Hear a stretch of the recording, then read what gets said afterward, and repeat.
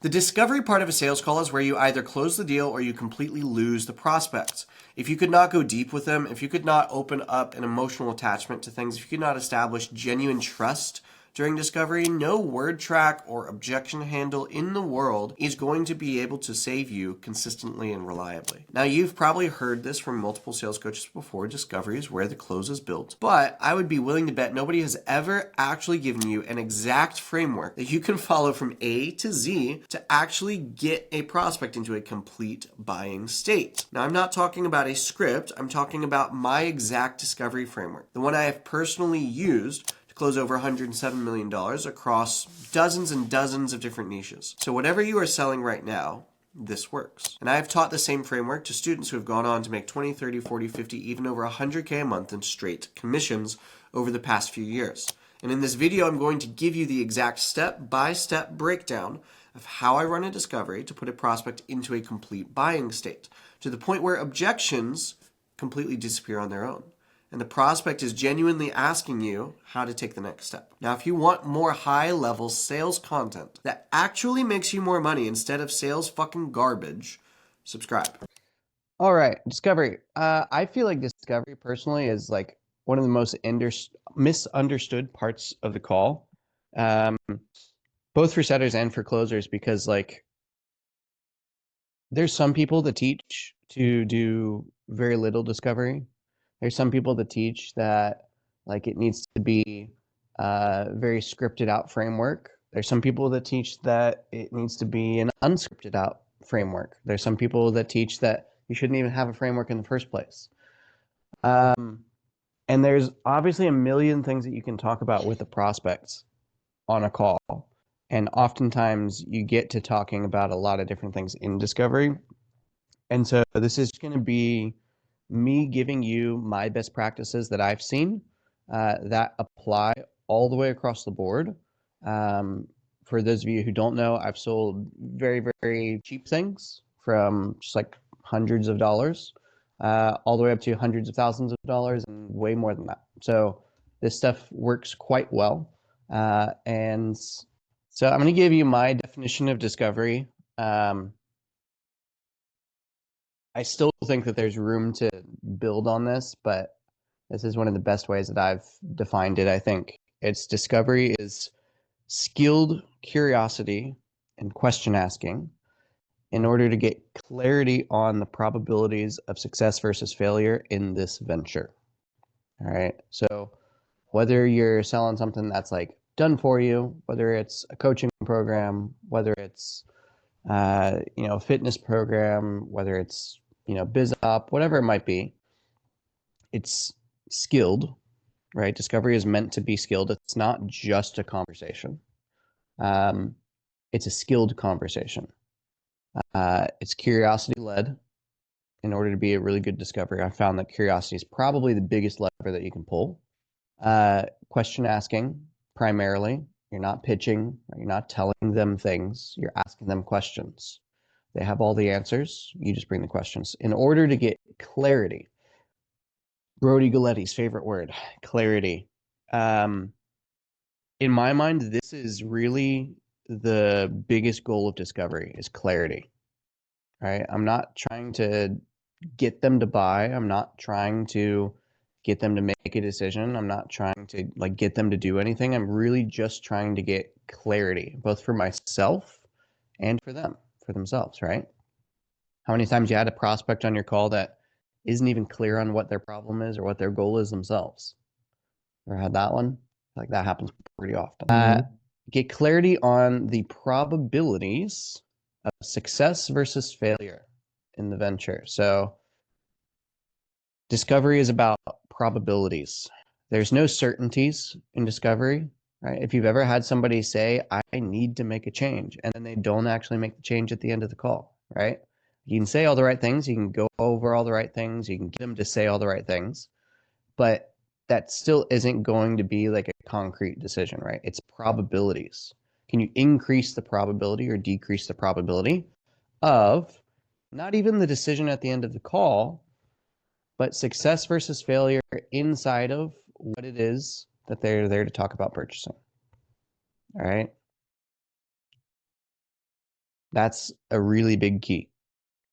If you can connect those dots in your head about discovery, it's probably going to go a lot better.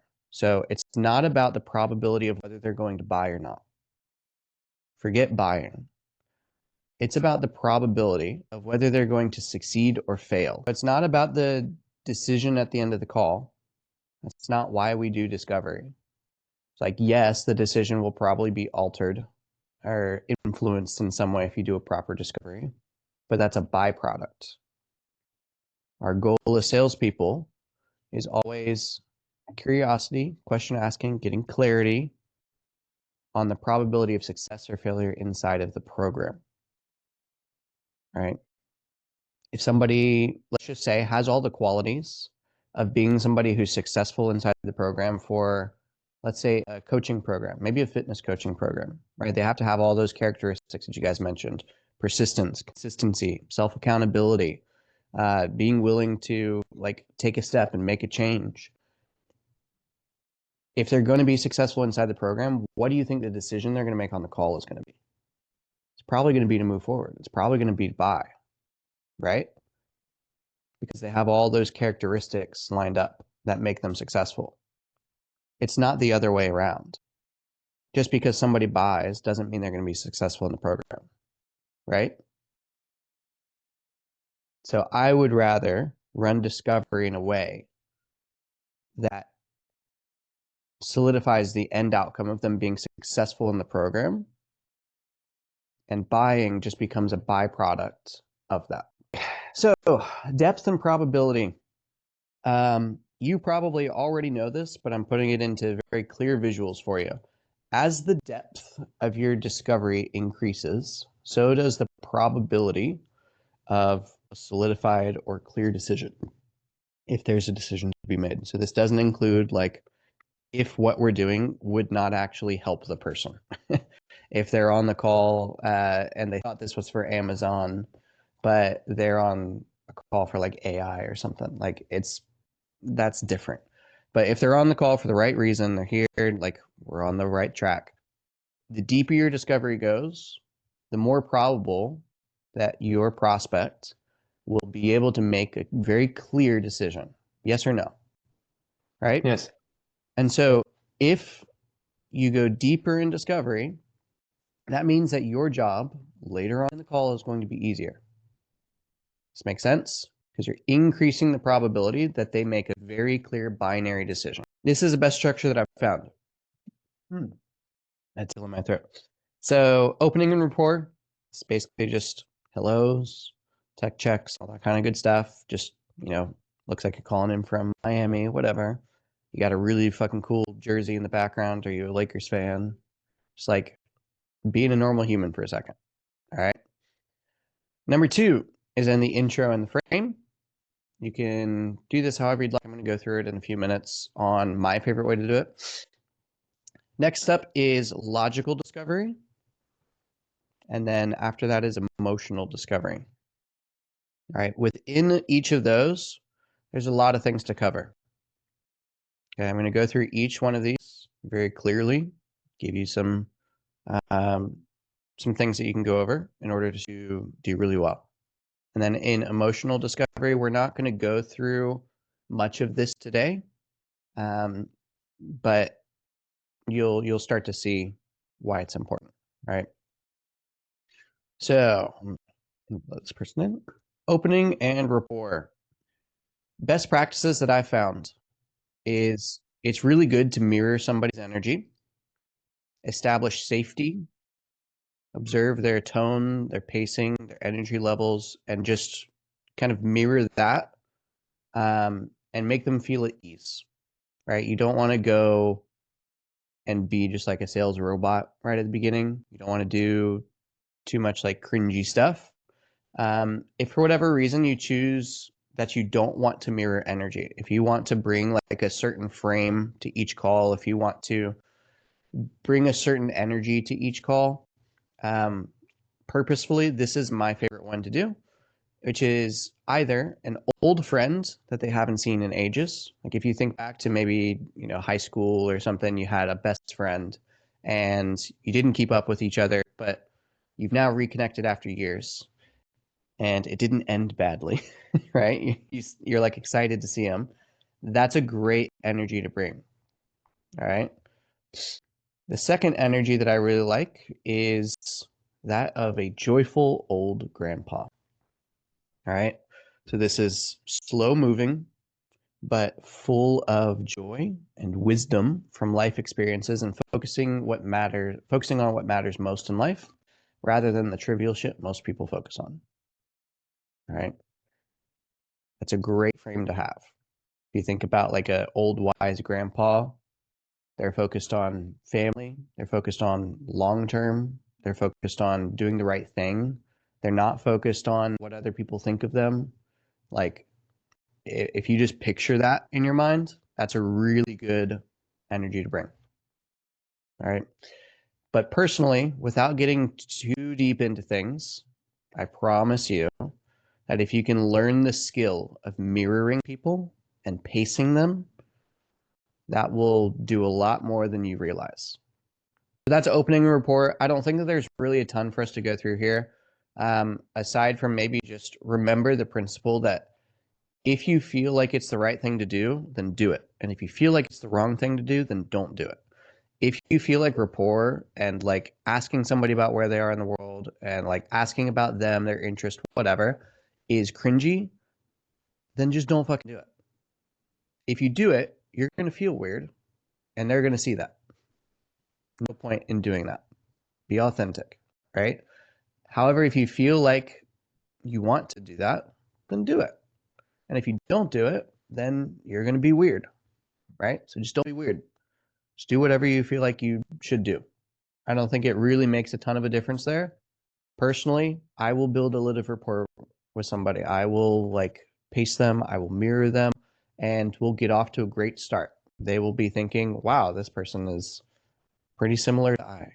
Unless they're just like really weird, and I might do some different things. All right. But that's very rare. Intro and frame. All right. Do's and don'ts. Do introduce yourself. Do set the agenda. Do define roles. Don't overpitch or explain too early. All right. I do personally like to formally introduce myself. Mikey does the same thing. If you've been on the closer coachings with him, he does it really, really well. And it's like an actual formal introduction. Once you get past, the rapport and hellos and all that stuff, just take a moment, say, Daniel, I'd like to introduce myself. My name's Christian. I've been working here with blah, blah, blah, blah, blah for however long, taking a few thousand of these calls and this point, and then you kind of move on. I'll give you a disclaimer on that in a second. I do like to set the agenda generally. If you have somebody that's a bit, if you're more of in like a red ocean market or something and people have been on a ton of sales calls about this before, then I wouldn't set the agenda because that's probably what most other people do. So like if you're in a biz op, you're talking with people that maybe don't get on sales calls all the time, I would set the agenda. If you're in B2B and you have status, set the agenda. If you feel like you're lacking status because marketing isn't on point, they haven't seen a ton of case studies, whatever, then maybe I wouldn't set the agenda. All right, if you want to think about it as like setting an agenda is good, but it does lower your status slightly. All right. Does that make sense? Okay, cool. Now, for the intro and the frame, don't overcomplicate it. Personally, I do like Josh Lyon's approach to this. A time check and just a simple frame that we're looking for alignments, right? Basically, he says, like, in order to get into the call, it's like, all right, Joe, I know we have a limited amount of time here today. You ready to jump in? And then Joe would respond, yes, fantastic. Definitely excited to dig deep in your story today, get clarity on what you're looking to accomplish. And if there's alignment there between, all of that and what we do here at XYZ Company, then we can jump into all those details if that sounds good. Fantastic. Done. Intro, frame, nothing complicated. Now, something to note with this is a bit nuanced. So those of you who have a frame that you use on each call, I want you to analyze it. All right, whether it be right now, because you probably haven't memorized, you probably said it a million times, right? I want you to analyze it. And I want you to make sure that it's nothing about you. It's all about the prospects. Tie everything into what they want and put them at ease as quickly as possible. Nothing like, I'll just re-say the frame and I'll see if you guys catch it. Joe, definitely excited to dig deep into your story today, get clarity on what you're looking to accomplish. And if I feel that there's alignment there between all that and what we do, if I feel like you're a good fit, then we'll jump into all those details if that sounds good. Yeah, it's about like if you feel like there's a Bingo. Do you guys see the difference? Do you feel the difference? It's very, very, very, very small. Like I said, this is for you guys who have been doing this for a little bit. It's nothing about you. All right, remove as much as you can the word I, me, any sort of focus on you from your vocabulary. All right, if you want to, like I said, the best frame that I found to take is that you're looking for alignment, right? And it's not even if I feel like there's alignment, it's just if there is alignment. It's like either there is or there isn't. It's nothing about me, it's nothing about you. It just up logical discovery. So this is where we'll start to go a little bit deeper. Think of logical discovery as being like a puzzle builder, if you will. All right. You're putting all the pieces together. If you've ever done a puzzle, right? You open up the box, everything is mixed around, right? More often than not, somebody isn't going to come to the call with like a full-on presentation of who they are, what all their problems are, what their goals are, like already laid out for you. I did review a call though. I will say this past week that somebody did that. It was wild. The prospect came with an actual presentation. That was like 20 slides long. It's wild. Anyway, so think of yourself as like somebody who's sorting through all the puzzle pieces and putting the puzzle together. Corners and sides, right? You get the frame. Because like that's the easiest stuff to see.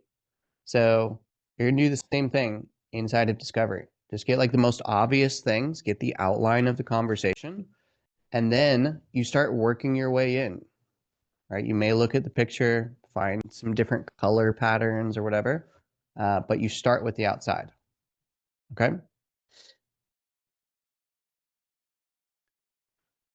This is the first step in logical discovery, is just logistics. All right, these are the basic topics that I kind of want to cover inside of logistics. It's like, what is going on? How long has it been going on? To what extent is it happening?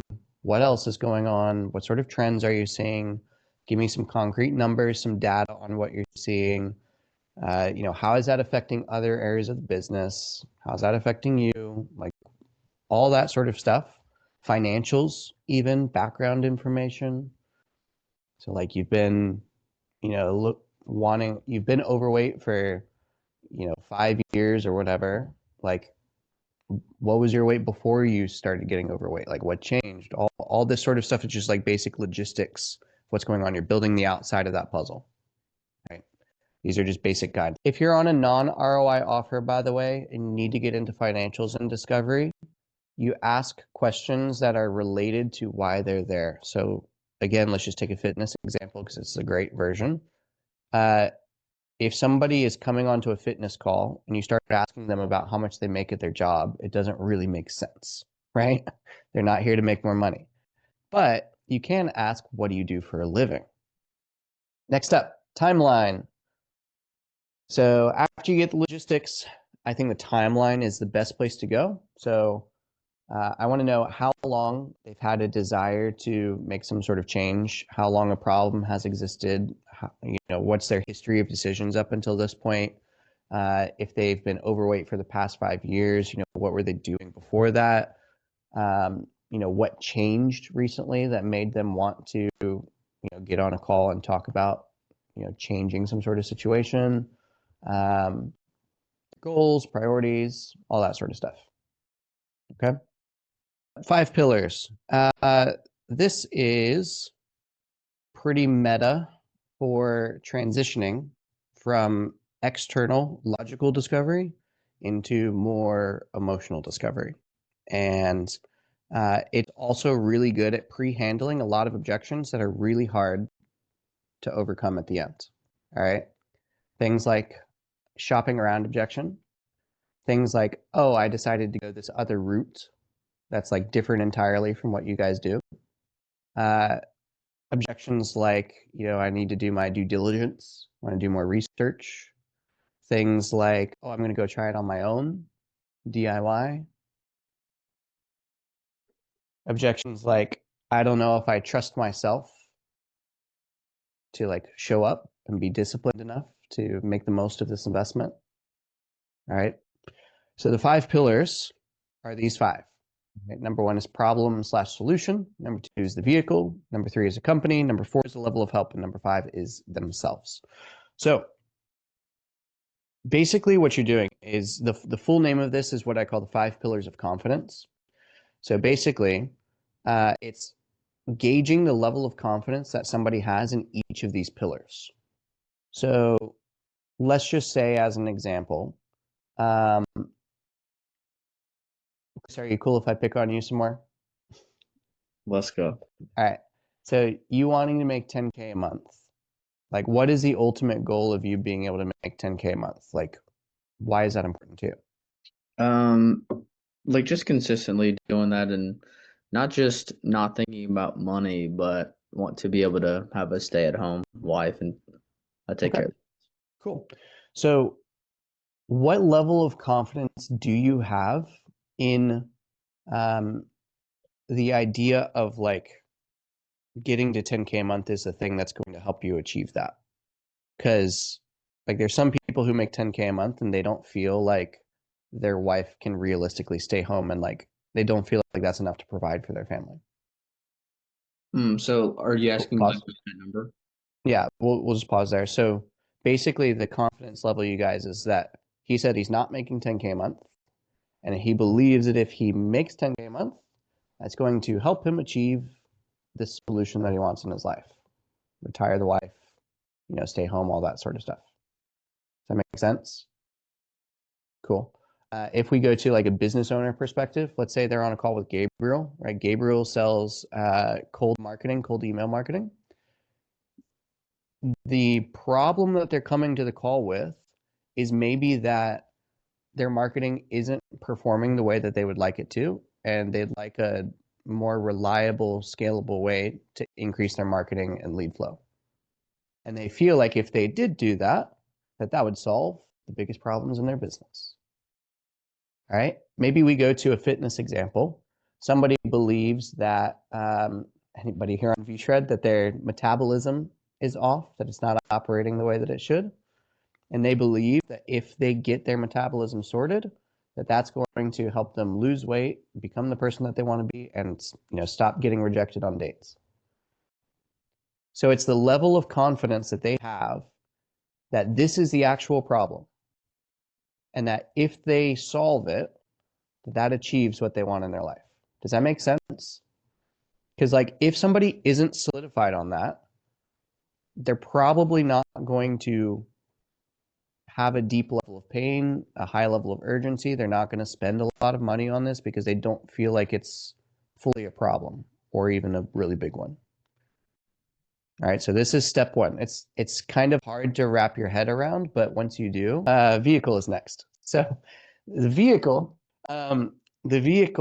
is now the thing that takes them from experiencing the problem to experiencing the solution. So in Chris's example, let's say 10K a month can be achieved a lot of fucking ways, right?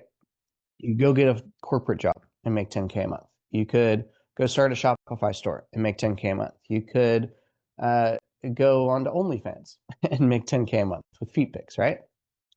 Why sales to make 10K a month? That's the question that I ask. Why this vehicle? Why even high ticket sales as opposed to software sales or car sales or being a real estate agent? So the vehicle is sometimes a couple of layers, but it's the thing that gets them from their problem to their solution.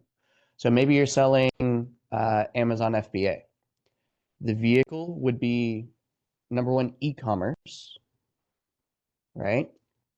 Why e-commerce as opposed to real estate, as opposed to sales, as opposed to, you know, production and distribution, as opposed to literally anything else that you could do in the entire world, right? Why e-commerce?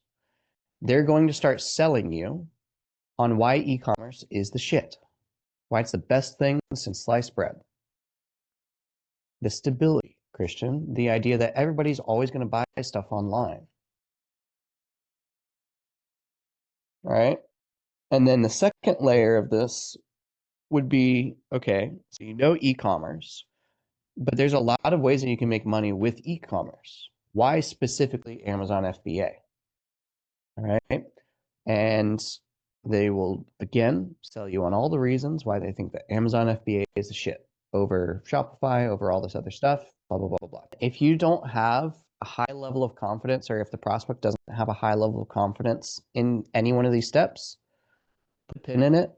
You can either like just really focus on that step and make sure they're fully sold on it, they're fully confident about it through questions, through, you know, slight pitching, elevator style, you know, one-liners, that sort of thing. Or you can send them back through pre-call resources, if you will, and then pick up where you left off afterwards. All right. Next up is the company.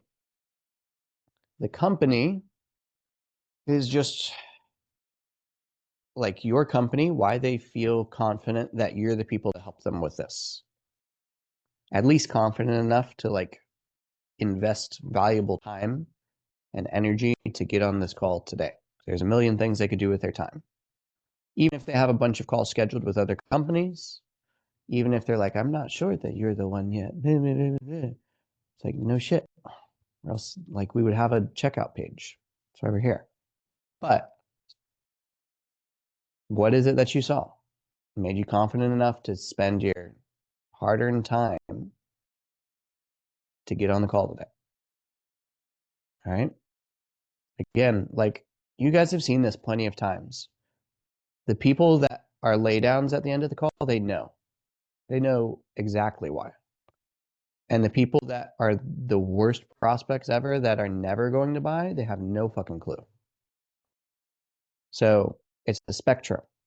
It's just where on the spectrum are they on each of these things? And if they're far on the right side, if they're further on the right side than on the left side, then they're probably going to be more likely to buy. That's all that we're sussing out with all of this. Remember, discovery is about probabilities. If somebody joins the program and they're not really sure why your company's the shit, they're more likely to churn. They're more likely to give up. They're more likely to question information inside. They're more likely to not show up to calls. But if you have a client that thinks your company is a shit, you know exactly what you're doing, you've got a million case studies, and I want to work with you as opposed to all the other people out there, they're going to show up more, they're going to work harder, they're going to be more persistent, they're going to be more consistent, they're going to be a better client. They're going to get more success. That's what we're going for. Next up is this level of help. Why are you looking to invest a significant amount of time, energy, money, resources into doing this right the first time? As opposed to buying some $7 ebook that some guru course creator on the internet created after he'd made $4,000 with FBA 1 month. Right? You can really heavily villainize some stuff with that and make it so obvious why they want this level of help. And they will come back and they'll tell you exactly why. Well, Christian, you just said it. I want to do it right the first time. I don't want to like spin my wheels a bunch. So the level of help, again, you're preventing a DIY objection, right? Is there a world that exists where you feel like doing this yourself would achieve better or faster results than getting significant help from a company like this? No, I don't believe a world exists there. Is that why you're looking to get some significant help with this? Investing large amounts of time, money, energy, focus, etc. All right. Level of help, pretty simple. One of my favorite lines, just to like throw in at the end of asking the question, is I know that my life was changed after the last $7 ebook that I read. Like, my God. Right? You can just joke about this, but by doing so, you make it fairly obvious. Right? Last one is self. This is where we start now shifting into the internal side of things. Because if you look at these first 4 pillars, they're all external. And the only thing that's left for somebody to be successful in the program is for them to just show up and do whatever we tell them to do. Right? So that's exactly what you ask them. It's like, all right, so if you believe that, let's just take Chris, I'll use your example. So if you believe that if you can make 10K a month, then your life is going to change for the better, and you know that you want that. If you know that sales is the way that you want to make 10K a month, as opposed to going to e-commerce or anything else or blah, blah, blah, you know that, I'll just use me, you know that you want to get the help specifically from me because of X and Y and Z, as opposed to anybody else out there. And you know that you want to invest a significant amount of time, energy, focus in order to do this right the first time.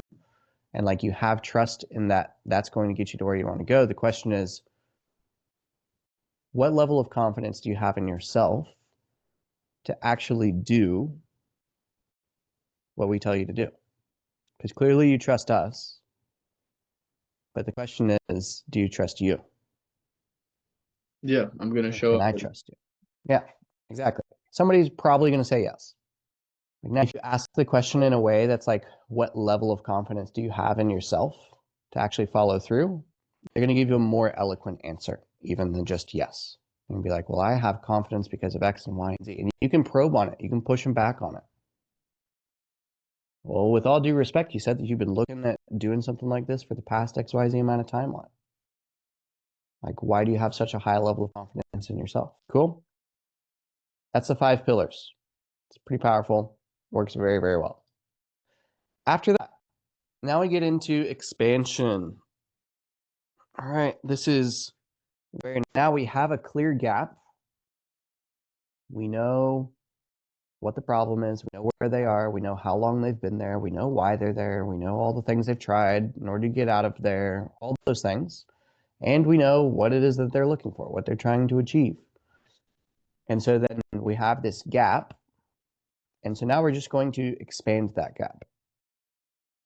Whether it be timeline, whether it be the problem itself, whether it be the pain that they experience because of the problem having existed, whether it be the effects of that problem, or the affects, how it's affecting them, whether it be the source of their urgency, whether it be their priorities, history of decisions. You can even use a Dickens pattern on this as well. Urgency expanded, priority expanded. I don't have to go through all of these, but like you get the gist. The last one that I'll teach you is this Dickens pattern. So this is something you can use on the external stuff as well as the internal stuff. Which, by the way, like all of this stuff is still external. We haven't even gotten to the internal yet, right? The Dickens pattern is something that Tony Robbins teaches, and it comes from Charles Dickens' novel. Is it A Christmas Story or like a Christmas Carol is what it is. It's where like Ebenezer Scrooge is visited by the 3 ghosts. You're going to have the same 3 ghosts visit your prospects. All right. Past, present, and future.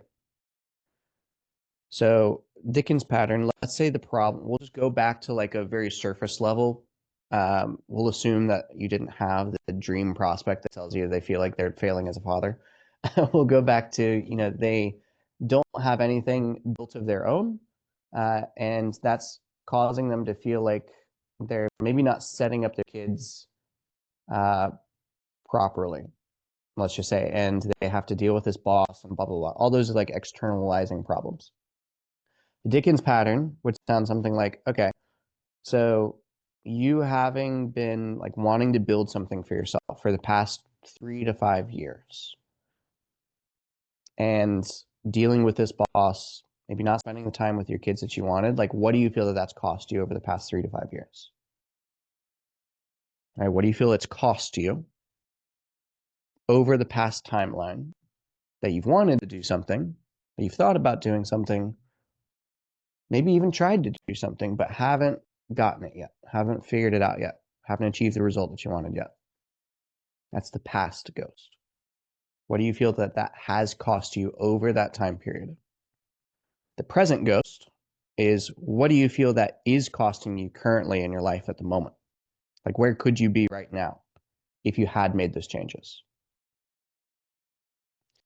And then the future is now basically like a mini cost of an action. It's like, what do you feel that will cost you over the next 5, 10, 15 years if you continue to X and Y and Z? If you continue to not have something built for yourself that you run, that you own, a personal ATM for Joe's offer. Cool. That's a Dickens pattern. It's past, present, future. And like I said, on this part, I would largely focus it on the external because we're still not. All right. Price cost syntax. This is now where we truly make the transition from external to internal. This is a set of 2 questions that I've come up with that I haven't seen anywhere else. And it works really, really well. Basically, the first question is a summary, and then the second question is an actual question based off of the summary. So, summary goes, would it be fair to say that the price you've been paying of or for X has cost you Y? So let's say somebody has been trying to figure out how to get 10K a month in sales for a long time. They've been going through all these trainings, they've been doing all these things, they've been putting in a lot of work, but it just hasn't been happening. And they feel like they should have already retired their significant other by now, that they should have been going on vacations, they should like be living a different life, but because they haven't figured it out, it's costing them all of that.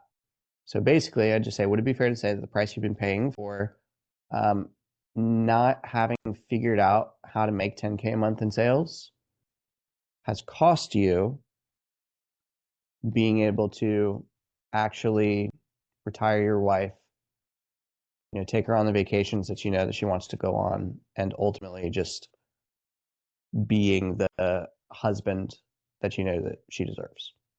Right? Obviously, I'm going to tie back all the things that they've said earlier in the conversation. That's what's going to make this like really land well. But that's just the summary. So I'm just getting their agreement that I'm seeing things properly. So the behaviors that you've been exhibiting up until this point, would it be fair to say that the price you've been paying of exhibiting those behaviors has cost you this end result that is your current situation that you're not happy with? All right. And then the follow-up question is like, okay, so if that's the case, now I'm going to flip-flop it a little bit. This is where it gets a little bit confusing, which is why we're putting variables. If you remember math class, right? You just insert whatever you said here as Y, here as the first part of the question. So like, it's not going to make sense a ton as you're trying to put this together in your head. It's kind of part of it. It's semi a confusion statement. So anyway, so then you're paying the price of, not being the husband to your wife that she wants and she deserves, and not taking the vacations that you want, and not being able to retire her when she hates her job. What do you feel that is going to cost you? What do you feel that is costing you? What do you feel that has cost you? It can be past, present, or future. I won't do any training on that right now. Just use whichever one makes the most sense in the moment. If they're more future focused, use the future one. If they're more present focused, use the present. If they're more past focused, then use the past, right? If they're stuck in all of their past stuff, And like the whole call, they're really going back to all the things they've tried in the past and how that didn't work, blah, blah, blah. Use the past. If they're very much so like all that stuff didn't work, but like I'm doing my best now, use the present. And if they're very like goal oriented, they're really looking to the future, they're excited for the future, they're worried about what's going to happen in the future, then you use the future one. Does that make sense? All right, Joe. One quick question about this, because it's kind of similar to like, because with the Dickens pattern you do past cost, present cost, future cost, and then with this you do like one of them as well. And I found that sometimes like I try to do them both on calls, but I don't know if it's because I'm doing it with like the same like point. You know what I mean? Because it's kind of like repeating the question, right? Yep, it's a different topic. So if you do the Dickens pattern before this, that's part of why I said this needs to be an external Dickens pattern. Right? This needs to be on like the problem itself rather than how it's affecting them and like their identity and that sort of thing. The price cost syntax is what will then get you into the identity. And then once we move on to this stuff, this Dickens pattern is more internal. This is about like the internal roadblocks and the fears, like you said earlier. That makes sense? So like it's 3 different topics. It's a very similar process, but you reword things a little bit differently, and the topic is different, and the context of the conversation leading up to it is different, and so you'll get different answers for all of them. Does that make sense? Yeah. Okay, cool. All right, do you guys get this? Do you see how to build this on your own? Like I said, it's going to be a little confusing if you try to analyze it. I taught this to Joe a few months ago, and he came back to me. He was like, dude, I don't fucking get it. Like, dude, I promise, just like do it. Just do it. One of my one-on-one students, same thing. Like, just do it, I promise. It doesn't make a ton of sense when you look at the wording of like price versus cost and price and cost here, but just do it this way. It works well. All right. All good? Beautiful. All right, 428. I gotta keep moving. Impact and significance. So now this is where we're going more internal. All right. So what is the impact that that's having on you and the family? All right. What's the significance of being able to spend more time with your wife, retire your wife? What are the effects on the relationship of not retiring your wife and her coming home and just like hating her work and all that sort of stuff? This is now starting to get more into, like I said, the internals. These are all levers that you can pull. Nothing too complicated here. I think here, more than anything, it's just learning to be comfortable having emotional conversations and exploring emotions in ways that 99% of the world just doesn't. Right? We as sales professionals have more, but basically need to be comfortable with emotional conversations and need to have conversations that most people aren't willing to have. That's like part of the job. All right.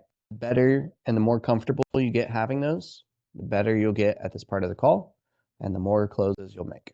Guarantee it. All right. Now we're actually into emotional discovery. My favorite principle on this part of the call is ask what they're saying but not saying. So if somebody says that something is painful,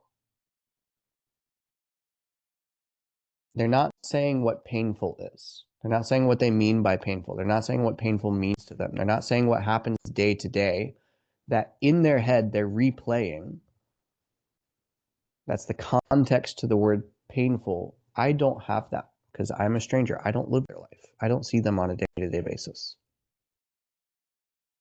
So you have to ask about what's beneath the words that they're saying, especially in this part of the conversation. If somebody says that they feel like they're failing as a dad, as an example, beginner sales reps will say, oh my gosh, I have the juice. This deal is closing. Holy shit, that's amazing. I'm the best salesperson ever. But better salespeople will say, what do you mean? you feel like you're failing as a father? Like, what's happening? What makes you say that?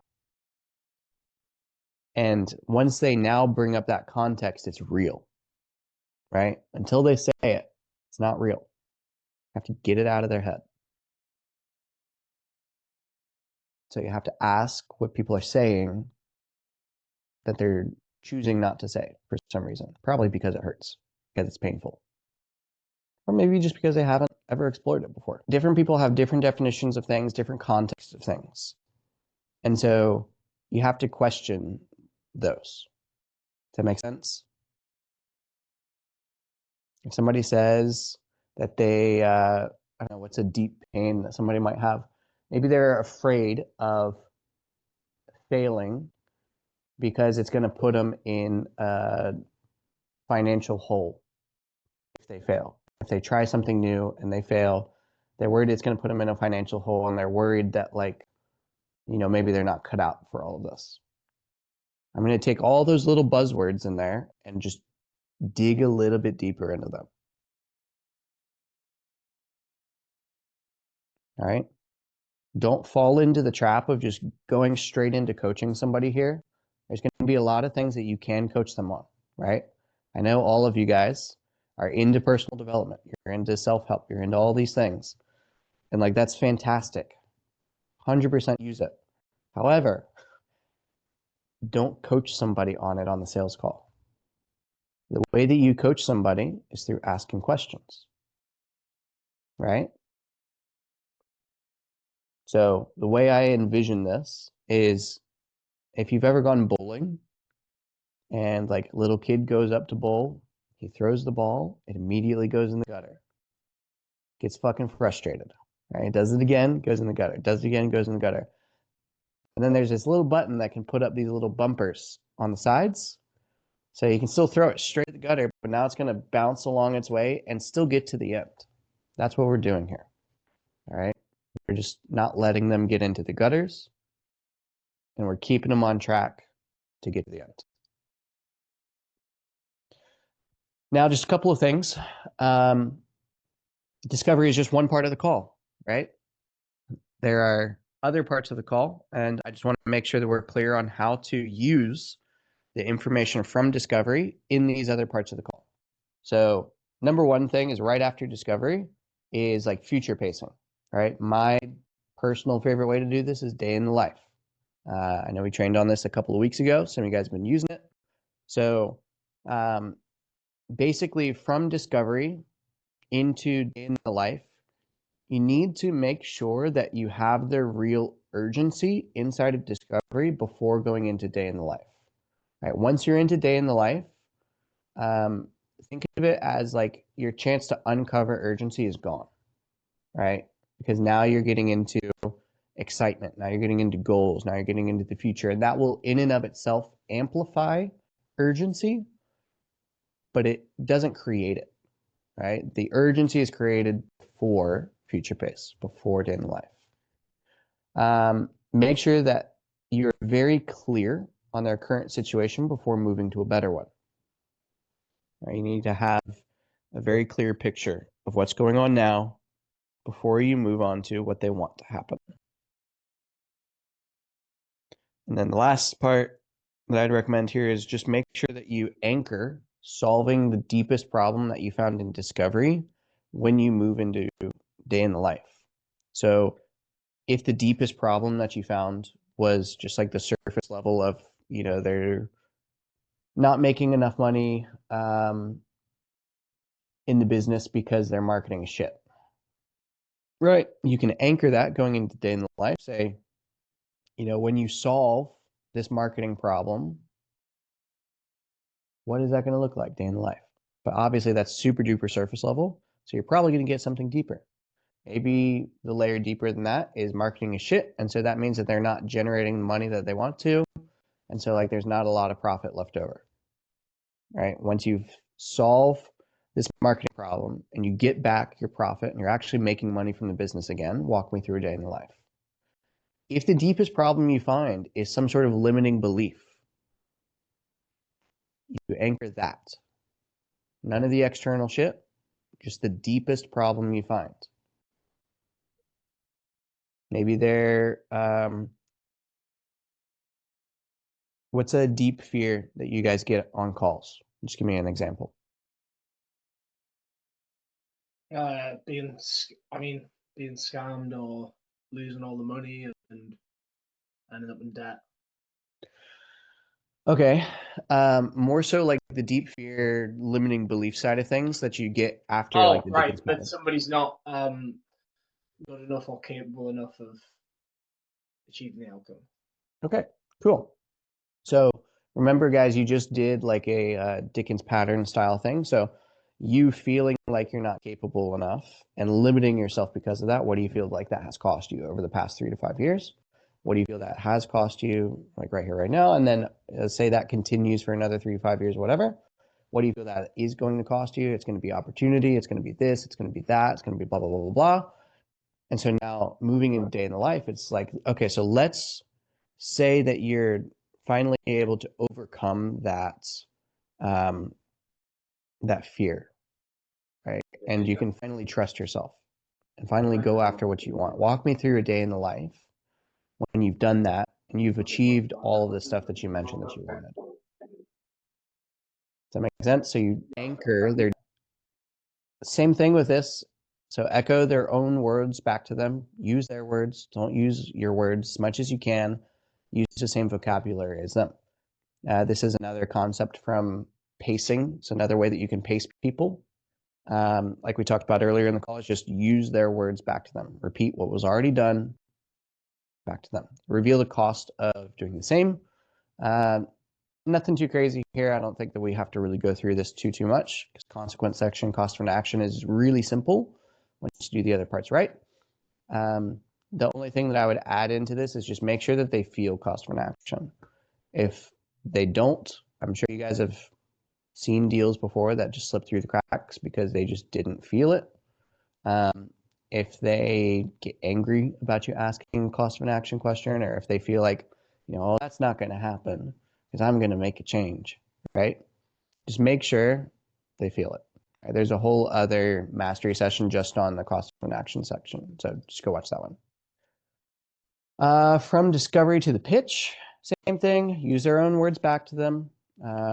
Frame each deliverable in a way that resonates with where they assign value. So this is really big. I'm going to go into this in a second, but basically,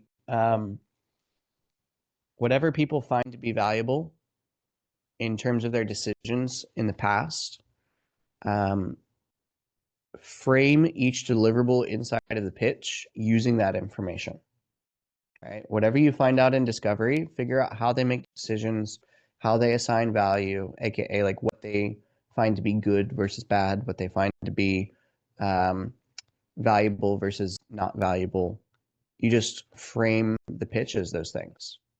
And so the idea is like, what if your product, what if your coaching program, done for you investment, whatever, aligned exactly with what the prospect was looking for every time?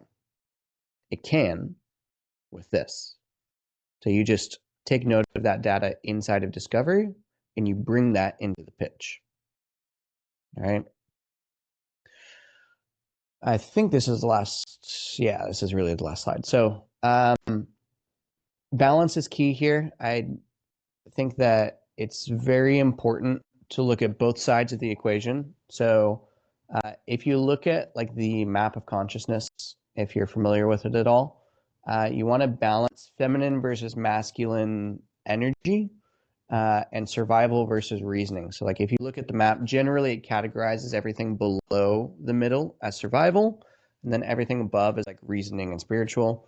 And so you have to understand that if somebody is in, let's just say, a low state of consciousness, they need more encouragement. If somebody is just so bummed out about their situation and you go in challenging them about like their limiting beliefs, you're gonna get fucked, right? They're just gonna be so goddamn sad that they don't want to do anything, right? If somebody's in a state of grief because their parent just died or something the day before, like you can't challenge that person as much. You need to encourage them. You need to build them up to the point where they can have enough confidence and courage to make a decision. That's Versus if somebody's high on the map of consciousness, maybe they're already courageous, whatever, maybe they're overly confident. You need to challenge them a little bit more. Make sense? Cool. Bulldog versus Chihuahua. There's a whole training in the dojo about this. So just make sure that you understand where somebody is, and if you can, move them over towards Bulldog a little bit more. Understand what somebody finds valuable here is very, very important. This is one of the big ones when it comes to building a pitch that slaps for every single person that you talk to. Some people prefer stability. Some people prefer taking risks, right? I'm sure you've met either one before. So the more that you can frame everything in terms of your questions, in terms of your pitch, in terms of everything, your objection handling, towards whichever one they find to be more valuable, the more likely you are to make a sale, right? If somebody is highly risk averse and you keep talking about burning the boats, like, dog, what's going to happen? It's not going to be good. Short versus long time horizons. If somebody is very short-term time focused and you're talking about how this scales over the next 3-5 years, again, probably not going to go well. So all of this stuff you find out in discovery, right? This is why I put it here. Find out if you want to take a picture of this and you want to set this as like checkpoints, if you will, inside of discovery. Like, don't give yourself too much to go through. I know I'm giving you guys like a shit ton of information today, so just pick one thing at a time and work on it. Right? That's the whole point of these mastery sessions, is like so that I can give you a shit ton of information. Just don't try to go and like change everything that you do at once. But all of these things, if you just take note of them on where somebody falls on the spectrum, you're going to do very, very, very well in sales, right? Short versus long time horizons, self-reliance versus tribe and social proof. Like, is this the type of person that wants to be the first one to do something? Or are they the type of person that needs 10,000 testimonials that are all 5 stars and talk to somebody else before they get started, right? If they need all the testimonials, you probably shouldn't pitch them and like ask questions that are about taking risks and being the first one, right? Brute force, trailblazing versus path of least resistance. Some people like the idea of being the brute force of trailblazing, and some people like taking the path of least resistance. Like, if there's already a way that works, I don't want to reinvent the wheel. Versus some people are like, I want to make my own fucking wheel.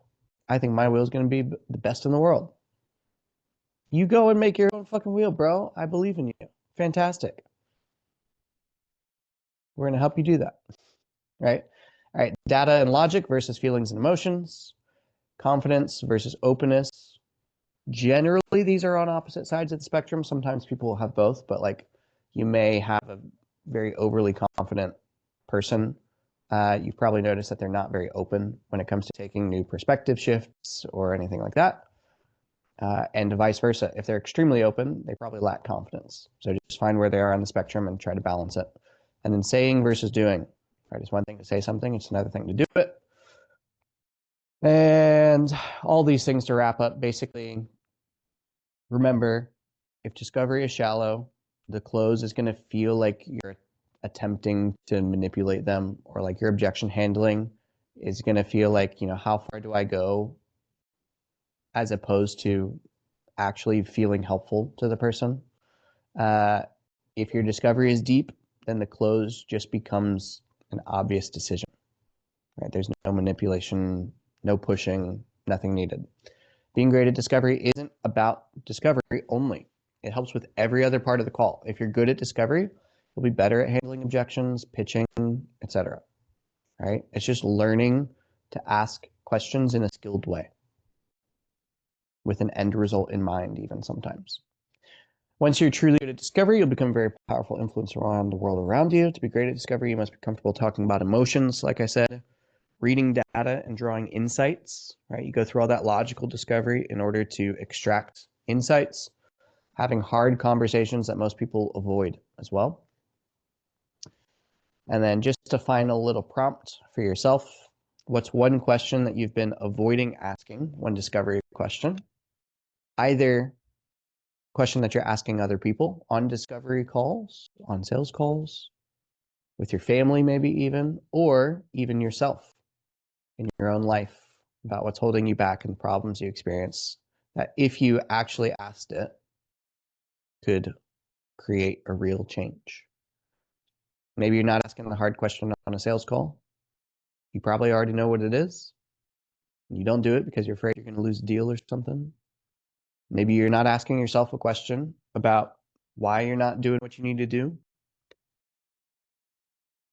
Ask the hard questions. Have the hard conversations. That's why you get paid.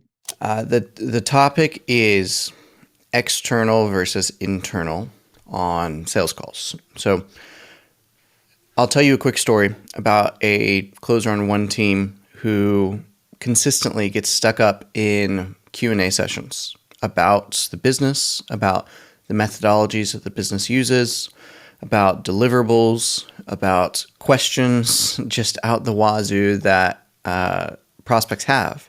And if you've been in sales for any amount of time, you probably understand the fact that, if you give a prospect an inch, they will often take a mile, especially if they're A-type, especially if they have low trust, especially if they're high anxiety, high worry type people, especially if they're in the position where they don't have what they want out of their lives. And that is often the case, right? That's why we're here. And that's why we have jobs. So getting into this, I sat down with this closer and we needed to break down like what was actually causing him to get into these Q&A sessions. And it essentially came out that he believed that he needed to answer these questions in order for the prospect to feel enough trust that like we knew what we were doing. All right. Now, I'm not saying that that's wrong. Okay.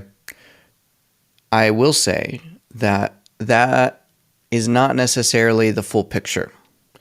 Because if, for example, a prospect asked a question about how we go about doing something, right? Let's just say, for example, just to make it really relatable, let's say that we are selling the idea of getting into high-ticket sales and becoming a high-ticket closer, right? Classic biz op sell. This person wants to leave their 9-to-5, travel the world, have more time with their family, etc. A question that might be fairly equal to the one in our real conversation would be something along the lines of, okay, if I become a closer, like, will I get fired if I'm not taking like 8 calls a day, right? Now, this question isn't necessarily a bad question. It's not necessarily one that we need to like avoid or like anything like that. But it is a question that lets you in onto where the mindset of the prospect is. And that's the point of this video that I'm making here, is anything that you say as a human being is an externalization of what's going on inside of you, inside of your heart, inside of your mind. Whatever you are thinking about, you are probably communicating. Whether it be verbally, whether it be non-verbally, whether it be consciously, whether it be unconsciously, you are communicating what's going on inside of you at every level, I guarantee it, right? If you are thinking about, I wonder if I'm going to be able to actually have the time freedom that I'm wanting, or if it's still just going to be like another 9-to-5, right? That might lead to that question coming out of you. But there's a difference between the question that you ask and what's actually going on inside of your head, right? What's going on inside of your head is much more personal. What's going on inside of your head has a lot more weight. What's going on inside of your head is a big tangle of fears and thoughts that are just like swirling inside, and you can't really grab a hold of it because that's just how worry, fear, anxiety, that's how it works, right? It's really hard to wrangle on your own. And so our jobs as closers is not only to listen to, of course, these externalizations, these words that people say, and take them at face value, answer the questions they have, and talk more about, what it is that their goal is. They want to make 10K a month, 15K a month. What would that allow them to do? Blah, blah, blah, blah.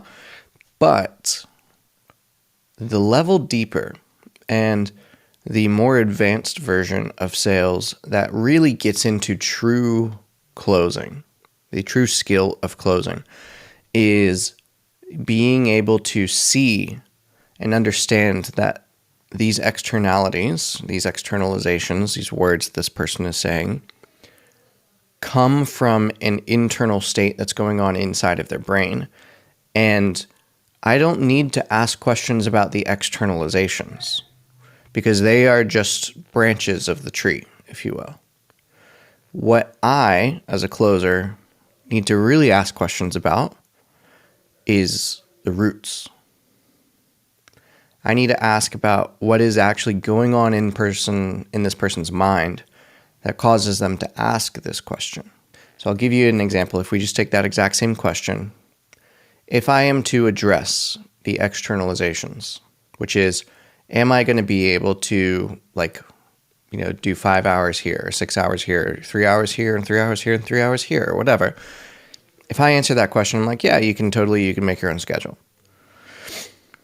That handles the externalization, but it doesn't handle the internalization, and it doesn't help the prospect actually unwind and sort out all of this web of fears and anxieties and thoughts going through their head. And so therefore, I'm not really doing the prospect very much of a service.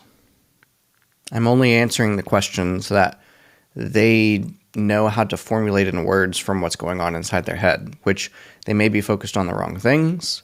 They may ask a question that's not even relevant to the thoughts that they have, but they think it is because they just don't know. There's so many different things going on. And so my responsibility as a closer is then to actually dive in instead of answering the question, like, that's a fantastic question. Short version, yes, you can make your own schedule. But what I'm wondering is, what's the main reason that you're asking that question? Maybe it will come out that my kid gets off of school at 4 p.m. and we got to take him to school at 8 a.m. And until I really start making money with this and my wife can retire, she can't take him to school. So I have to figure out if I can set my schedule around that. Right? It's a much different answer than just yeah, you can work whenever the fuck you want to. And maybe you wouldn't even answer with, yeah, you can work whatever hours you want. Maybe you would answer with something like, well, usually offers you to work from 9 to 5, Eastern time or something like that, and take a bunch of calls in one spot.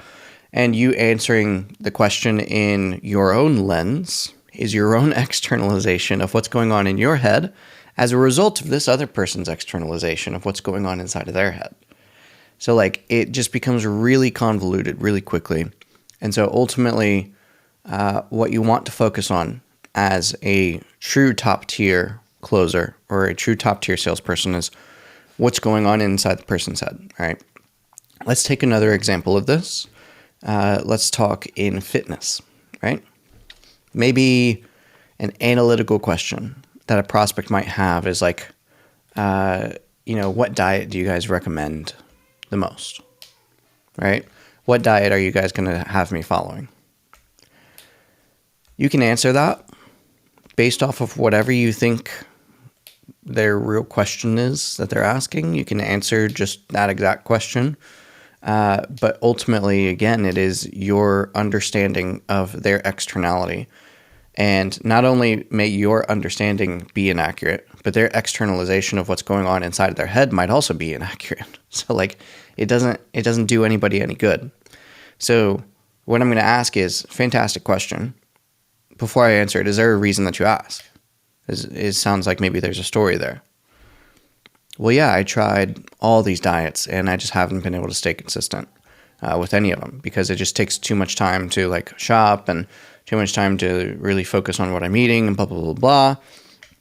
Now, they've just externalized again. And so I'm going to go not for the external, right? I could say, oh, well, how much time has it been? How, what things have you tried? And blah, blah, blah, blah. Or I can go for the internal. That's why do you think you weren't able to find the time to make any of those diets work in the past? You know, maybe diving into what's going through their head when they think about that. It's like, okay, when you think about the fact that you haven't been able to make any sort of these diets work in the past because, like, you know, you haven't had the focus, the energy, the time, like, what comes to mind or what's going through your head right now? So I'm going for the internal, not the external. The external, like, we can chase rabbits all the way around, and it's like the first level of discovery, right? Getting good at discovery is asking questions about, like, okay, got you. And what diets did you try? Why didn't that work? Why didn't that one work? How did you feel with that one? Did that one make you feel better or worse? Blah, blah, blah, blah, blah. And, like, kind of walking through what they found to work and not work. But, like, eventually you get down at the end of that discovery process to, like, okay, got it. So all of these things didn't necessarily work out, but other people do these diets fairly successfully, and they have less time than you. Like, if there is a version of a human being out there in the world that has less time than you, has less energy than you, has more kids, has a crazier home life, has a crazier work balance, and they're able to stick to the diet that helps them achieve the body of their dreams, then why can't you? What's different between you and that person? And then you get into the internal stuff. So, like, there are some times where maybe a prospect is more guarded, maybe more reserved. I might go through a little bit of that externalization first, or I might just go straight for it, depending on my mood, right? Do you want to hit the problem head on, or do you want to, like, massage them into it? But at the end of the day, you're still going to get to that internal belief system eventually, if you are really good at what you do. And if you don't get there, then you'll notice that your conversation just tends to stay surface level. And your consequence or your cost of an action might sound something like, what happens if you don't actually find the diet that works for you, and, you know, you stay overweight and you're not able to spend the time with your kids, or blah, blah, blah, blah. Whereas the great cost of an action, or the great consequence question, would be, what happens if you never figure out how to set a goal and stick to it, and you're never able to lose the weight, and blah, blah, blah, blah, blah? Notice the difference.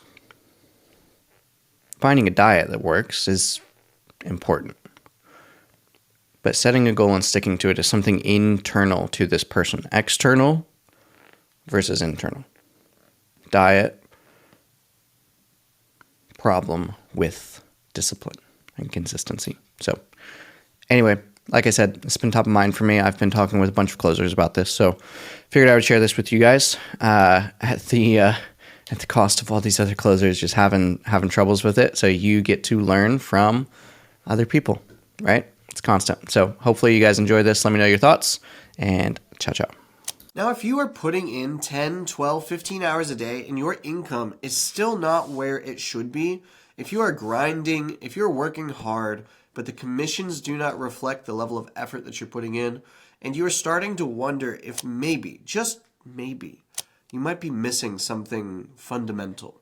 The truth is that most closers work harder than they should be working. They're working harder when they should be working smarter. And I don't mean the closers who are shit. I mean the closers who are good, right? Obviously, some people just need to work harder. I get that. But what you actually want is probably to make more money in less time, and to have a process so dialed in that your results become so predictable, your income finally becomes consistent. You get off of that high-ticket roller coaster, if you will. If you want to develop that level of skill and finally see your income get off the roller coaster and also match your level of effort, click the first link in the description. It's also pinned in the comments. And regardless, I'll see you here every single day at 5 p.m. Eastern, right after you've taken your sales calls for the day, with content that is laser targeted towards making you a closer capable of making $20,000 to $30,000 a month every single month consistently.